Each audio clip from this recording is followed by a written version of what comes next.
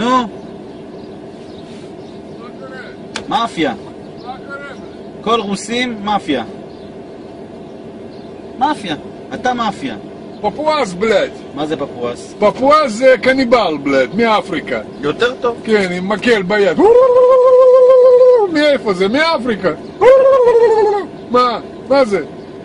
זה סופה פפואסים, אתה יודע איזה יום מחר, דיביל?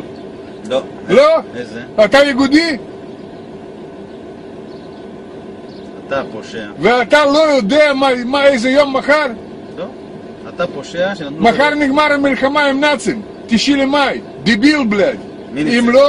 אם לא צבא רוסי, אתה וכל המשפחה שלך נכנס באחד סבון של הרגליים נאצים. גם אתה?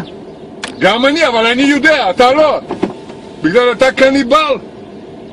תגיד. אתה בלד נמוך. רגע, יש לי שאלה. ליברמן בצוהר. ליברמן, אתה בלד בבית סוהר צריך להיות ביומיים. בגלל אתה הביאו בלד עופות מקלקיליה בלד. כן. אבל באמת ליברמן בצוהר. כן, בצוהר. כל רוסים בצוהר, עד אחד. מאפיה. אתם מקבלים על החשבון שלנו. על החשבון שלנו.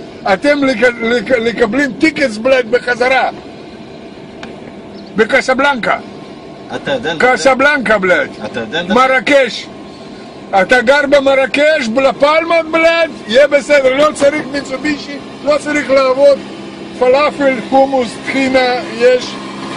ברוך השם בלד, 1 פיתה ביום, ואתה שמח. למה אתה פה? למה? תגיד. צריך לעבוד קשה, לשלם ניסים, צבא, זה, למה בלד? היה במרוקו טוב מאוד, אתם חיים בלד, שמש, וואו, בננות, תפתח פה, בנן נפל בלד, מה קרה?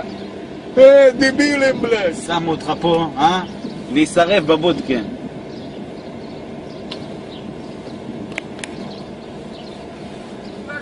לחזור לקסבלנקה, מהר בלד, מהר.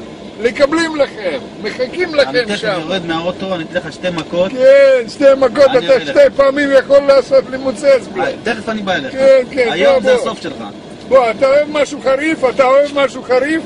רוצה חריף? אני רוצה רק בידך. יש בשבילך יש חריף, תוספת, ככה עושים. לא! ופיזדץ. באוטו אתה לא שף. אני יורד, אני לוקח לך את זה. כן. גנב. לך תזדיין בתחת, מניאק.